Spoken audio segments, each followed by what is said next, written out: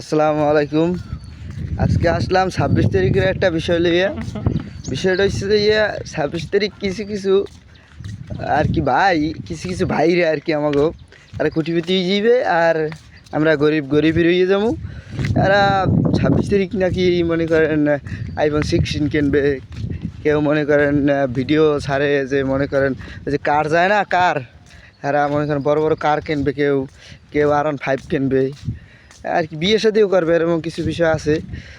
বিষয়টা হচ্ছে 26 তারিখে যদি পেমেন্টটা ভাই দিয়েই দেয় না, তাহলে আর কি বাংলাদেশের অনেক পোলাপান আর কি কুড়িবিতি হয়ে যাবে। আর যদি পেমেন্ট না দেয়, হ্যাঁ, অনেক পোলাপান ভাই এই সিএলের দাম বাড়িয়ে দেবে আর কি, সিএল দিয়ে বানিয়ে দেওয়া লাগবে আর কি, এরা কষ্টে, ঠিক আছে, এরা পাগল হয়ে যাবে, অনেক পোলাপান আর কি পাগল হয়ে যাবে।